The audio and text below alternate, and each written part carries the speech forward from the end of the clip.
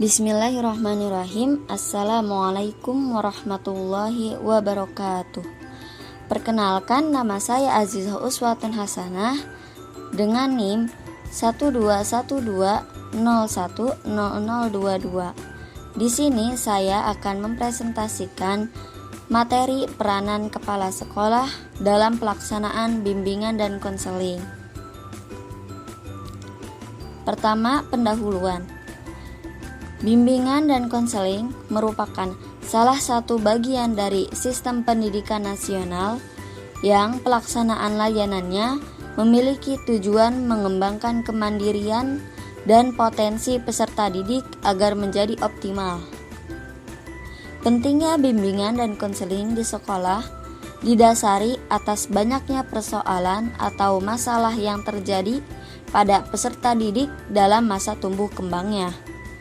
Hal-hal yang dialami oleh peserta didik dalam masa ini bahkan dapat mengganggu perkembangan akademiknya di sekolah.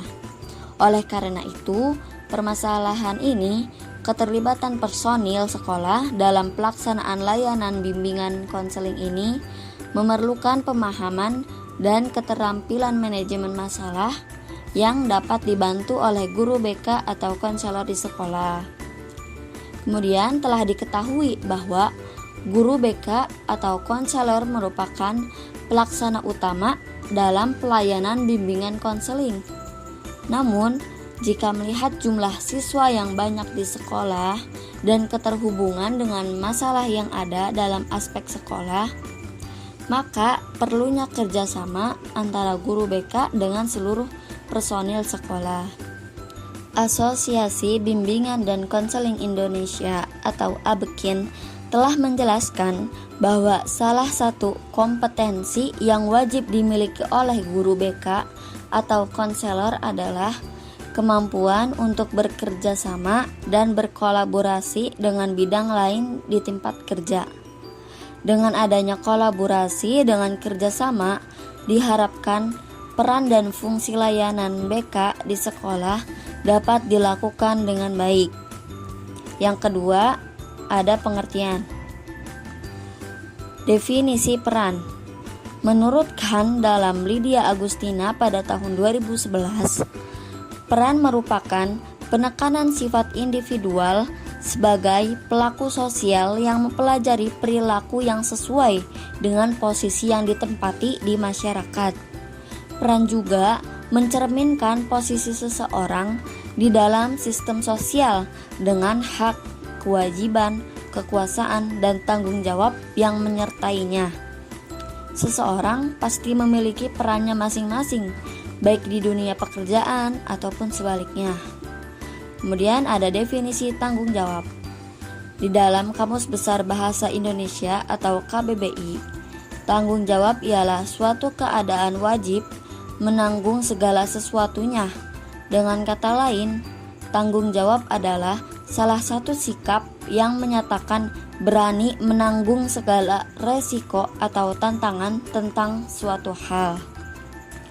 Tanggung jawab guru dan unsur pendidikan lainnya bukan hanya sekedar dalam hal mengajar atau memajukan dunia pendidikan di sekolah di tempatnya ia bertugas, tetapi juga bertanggung jawab untuk mengajak masyarakat di sekitarnya untuk ikut berpartisipasi dalam memajukan pendidikan di wilayahnya. Kemudian yang ketiga ada peran dan tanggung jawab kepala sekolah. Kepala sekolah itu merupakan penanggung jawab kegiatan pendidikan secara menyeluruh. Secara umum, bertanggung jawab terhadap pengawasan dan koordinasi secara berkelanjutan mengenai perencanaan program kegiatan, pelaksanaan, pelaporan kegiatan BK, dan penyediaan instrumen atau sarana pendukung layanan bimbingan konseling. Peran utama yang harus dijalani oleh kepala sekolah dan membedakannya dari jabatan kepala unit lainnya adalah perannya sebagai pemimpin pendidikan. Kepemimpinan pendidikan mengacu pada kualitas tertentu yang harus dimiliki kepala sekolah untuk dapat mengemban tanggung jawabnya secara berhasil. Kepala sekolah haruslah memahami visi dan misi sekolah, kemudian diharuskan memiliki kompetensi dalam merealisasikan visi dan misi tersebut. Dan karakter atau kepribadian yang positif merupakan hal yang wajib dimiliki pendidik pada umumnya dan kepada kepala sekolah pada khususnya untuk menunjukkan integritasnya. Pengawasan dan pembinaan yang dilakukan kepala sekolah dalam layanan bimbingan dan konseling, pembinaannya masih bersifat menyeluruh. Kepala sekolah seharusnya memberikan pengawasan dan pembinaan yang khusus kepada guru bimbingan dan konseling. Layanan bimbingan dan konseling diharuskan memiliki fasilitas yang cukup, dan kepala sekolah juga meningkatkan pengetahuannya terkait dengan layanan bimbingan dan konseling, sehingga akan tercapai tujuan pelayanan bimbingan dan konseling yang bermanfaat dan bermartabat. Yang ketiga, ada tanggung jawab kepala sekolah.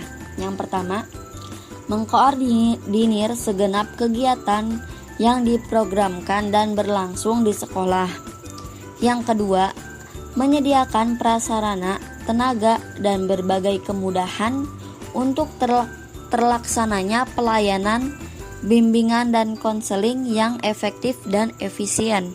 Yang ketiga, melakukan pengawasan dan pembinaan terhadap perencanaan dan pelaksanaan program, penilaian, dan upaya tindak lanjut pelayanan bimbingan dan konseling.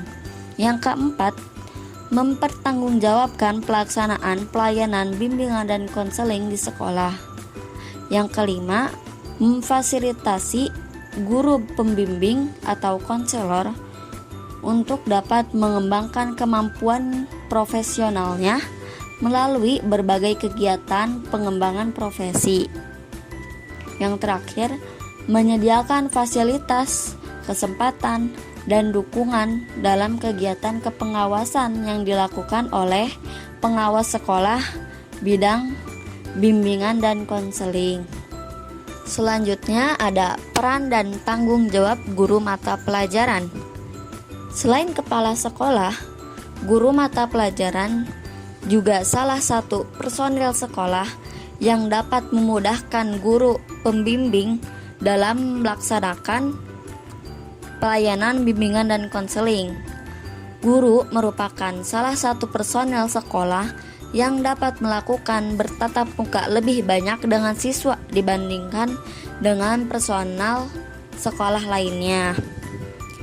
Ada tanggung jawab guru mata pelajaran sebagai berikut. Yang pertama, membantu memasyarakatkan pelayanan bimbingan dan konseling kepada siswa. Yang kedua, membantu guru pembimbing atau konselor mengidentifikasikan dan mengumpulkan data-data siswa yang memerlukan layanan bimbingan dan konseling. Yang ketiga, mengalihtangankan siswa yang memerlukan pelayanan bimbingan dan konseling kepada guru pembimbing. Yang keempat, menerima siswa alih tangan dari guru pembimbing atau konselor.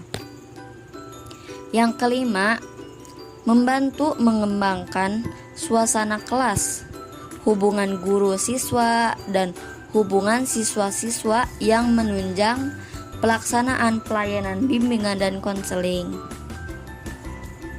Yang keenam, memberikan kesempatan dan kemudahan kepada siswa yang memerlukan layanan atau kegiatan bimbingan dan konseling untuk mengikuti atau menjalani layanan yang dimaksudkan itu. Yang ketujuh, berpartisipasi dalam kegiatan khusus penanganan masalah siswa seperti konferensi kasus. Yang kedelapan, membantu pengumpulan informasi yang diperlukan dalam rangka penilaian pelayanan bimbingan dan konseling serta upaya tindak lanjutnya. Yang terakhir ada peran dan tanggung jawab wali kelas. Menurut Gibson dan Mitchell, Wali kelas adalah salah satu personil atau relasi utama guru BK dalam melakukan kegiatan pelayanan. Beberapa ada tanggung jawab wali kelas sebagai berikut. Yang pertama, membantu guru pembimbing melaksanakan tugas-tugasnya, khususnya di kelas yang menjadi tanggung jawabnya. Yang kedua, membantu guru mata pelajaran melaksanakan perannya dalam pelayanan bimbingan dan konseling, khususnya di kelas yang menjadi tanggung jawabnya. Yang ketiga, membantu memberikan kesempatan dan kemudahan bagi siswa, khususnya di kelas yang menjadi tanggung jawabnya. Yang keempat, berpartisipasi aktif dalam kegiatan khusus bimbingan dan konseling. Yang terakhir, mengalih tangankan siswa yang memerlukan layanan bimbingan dan konseling kepada guru pembimbing atau konselor. Sekian penjelasan materi yang dapat saya sampaikan.